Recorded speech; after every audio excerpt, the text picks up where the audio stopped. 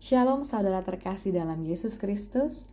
Doa saya kita semua selalu dipenuhi sukacita dan ucapan syukur setiap waktu. Amin. Kembali berjumpa dalam program Pastor Talk dengan judul yang saya bawakan hari ini, Lelah Mental atau Kuat Mental. Di Pastor Talk sebelumnya saya sharing bahwa kita sebagai manusia diberikan superpower oleh Tuhan, yaitu kekuatan pikiran, kekuatan hati, dan kekuatan perkataan. Kali ini, mari kita membahas lebih dalam lagi mengenai kekuatan pikiran. Dalam segala hal yang kita lakukan di hidup ini, semua dimulai dari pikiran kita. Pikiran kita akan menghasilkan tindakan atau respon apa yang akan kita lakukan. Pada saat kita membuka mata di pagi hari, pikiran kita langsung bekerja saat itu juga. Apakah kita mulai dengan berdoa atau langsung membangunkan anak kita? Lalu kita berpikir lagi mau membuat sarapan atau bekal apa. Lanjut kita berpikir lagi siang ini apakah ada meeting, pakaian apa yang mesti kita pakai. Pekerjaan di kantor sudah sampai mana ya? Apa ada deadline yang harus selesai hari ini? Lalu kita mulai berpikir tentang anak kita. Jadwal lesnya apa aja ya? Buat yang bersekolah, pelajaran yang kita hafal tadi malam itu apa ya? Apa ada tugas pelayanan minggu ini? Dan masih banyak hal lagi yang lain yang kita pikirkan. Pikiran juga berperan penting dalam mencari solusi saat ada masalah. Pada saat kita ada masalah, kita juga memikirkan banyak alternatif solusi, dari solusi yang paling baik sampai yang paling terakhir yang akan kita ambil. Pikiran juga mengendalikan emosi kita dan perasaan kita terhadap orang lain. Saat orang melakukan sesuatu yang membuat tidak nyaman, kita pikirkan bagaimana respon kita terhadap dia. Apakah kita tetap sabar atau sebaliknya? Dari yang saya jabarkan bisa kita bayangkan begitu beratnya kerja pikiran kita. Sehingga terkadang ada orang yang bilang, aduh saya burn out. Yang artinya kelelahan, lelah pikiran atau lelah mental. Mungkin ada yang menanggapinya, oh kamu cuma perlu healing, perlu liburan. Kamu perlu rileks sejenak dari rutinitas pekerjaan kamu. Mungkin ada yang bilang juga, cobalah titipin dulu anak kamu sebentar. Coba kamu ngedate berdua dengan pasangan kamu. Jadi kamu mungkin bisa rileks sejenak dari rutinitas mengasuh anak. Ada mungkin yang bilang juga, coba kamu meditasi sebelum tidur. Latihan napas, yoga. Karena olahraga membuat kamu lebih rileks loh. Semua saran itu benar, tidak ada yang salah.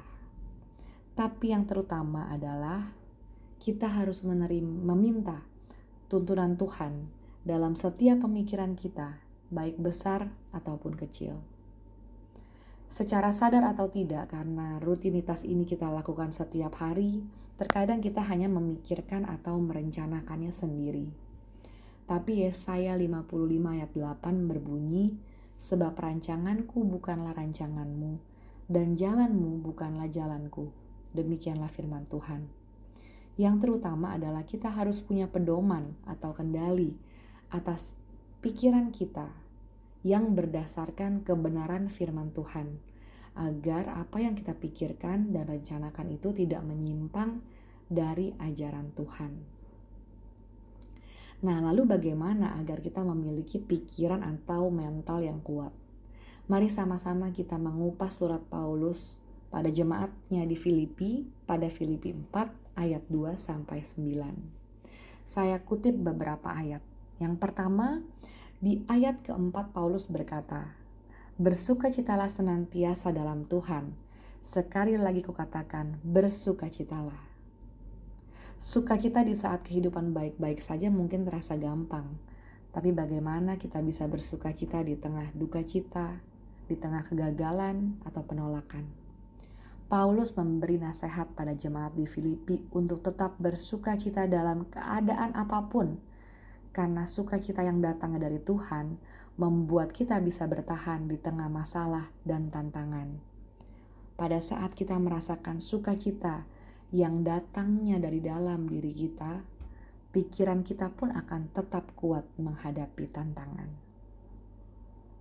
Yang kedua, di ayat ke-6 Paulus menulis, janganlah hendaknya kamu khawatir tentang apapun juga, tetapi nyatakanlah dalam segala hal keinginanmu kepada Allah dalam doa dan permohonan dengan ucapan syukur.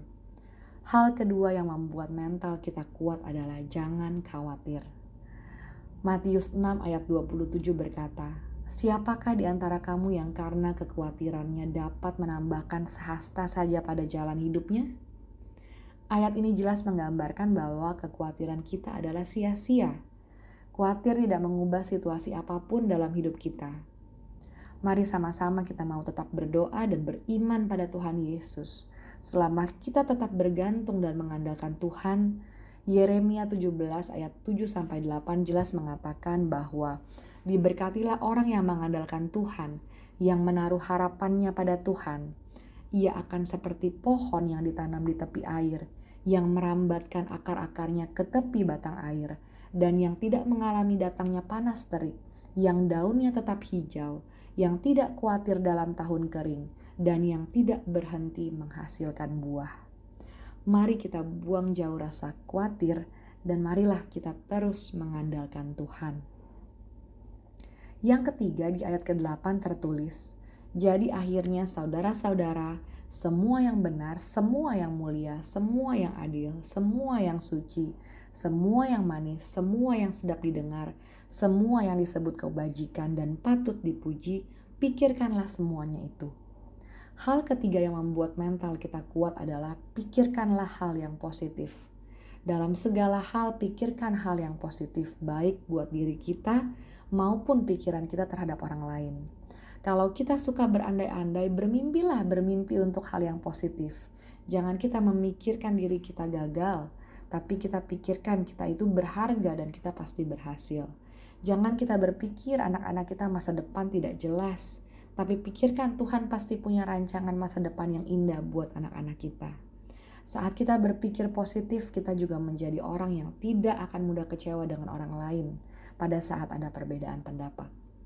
Saya percaya kekuatan pikiran yang telah Tuhan berikan kepada kita mampu membuat kita menjadi orang yang kuat mental.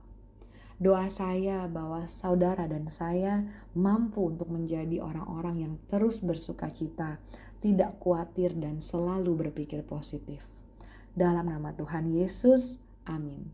Tuhan Yesus memberkati kita semua.